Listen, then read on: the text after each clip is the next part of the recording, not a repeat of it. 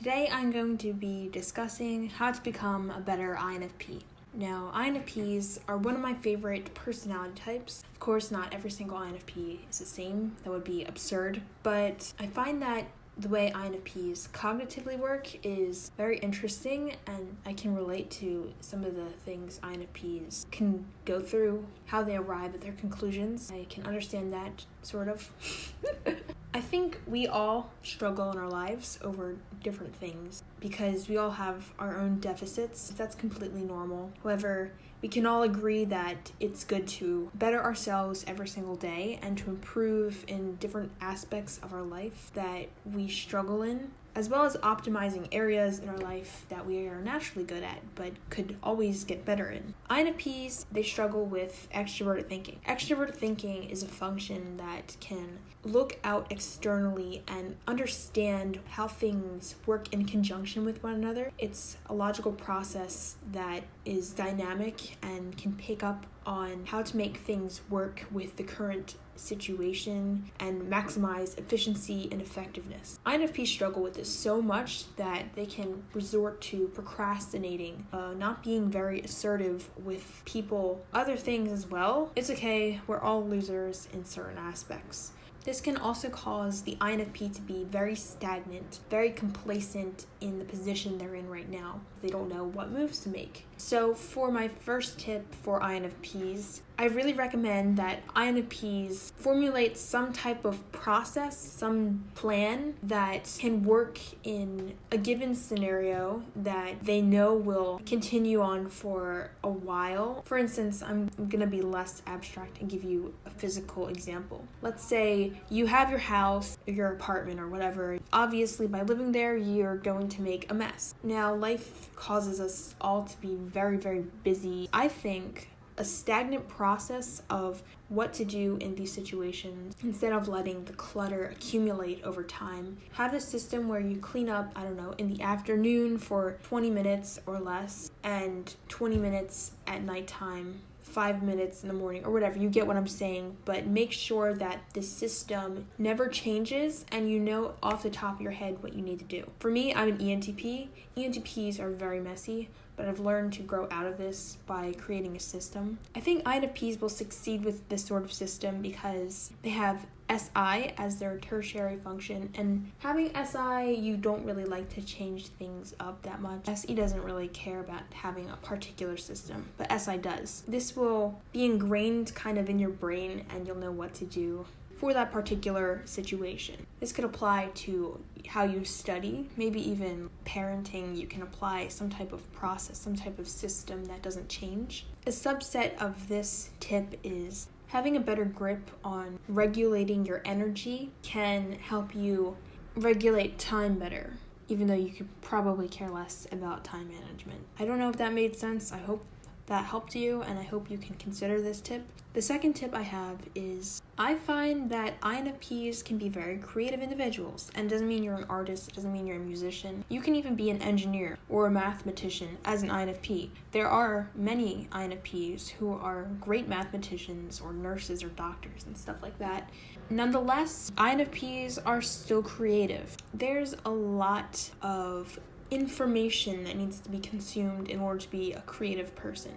INFPs tend to overdo this. I know it's really annoying to regulate your content consumption. Sometimes you just need to put your phone in the other room or your laptop or whatever and just stop comparing yourself to other people's works. Stop comparing yourself to the other employee who is much quicker than you are and intelligent than you are, and just get to work. Put out that content. Put out your energy into making something happen. The trick is to just do it and to leave everything else out of the windows you designate for you to work and to make things. Another tip I have for INFPs is, I know you guys try to be very authentic and genuine about your opinions, your feelings, whatever thoughts you have. It's good to be authentic, and it's something a lot of people struggle to be. It's something that is very, very important. Being overly authentic can sometimes be toxic.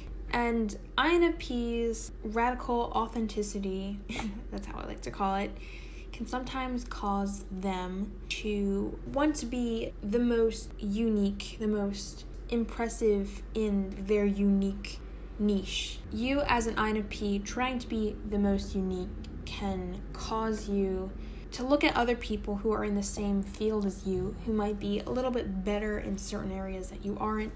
It may cause you to become envious. I noticed that a lot of IFJ types can be envious because they have very high expectations for themselves and their competence is here compared to what they want. Trying to reach this outward goal of being best in this area, while creativity, while authenticity and uniqueness is important, there are going to be times where you need someone to be better than you are in this particular field in order to help you and others around make something bigger than all of you combined, if that makes sense. It's really about learning to collaborate and to root for other people and to not see their competence that you don't have as something that makes you insignificant. Rather, their competence in that area should motivate you as an INFP. This is the last tip I have for INFPs.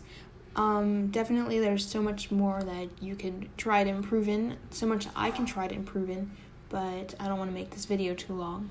And this tip is definitely connected to the last one because it entails other individuals.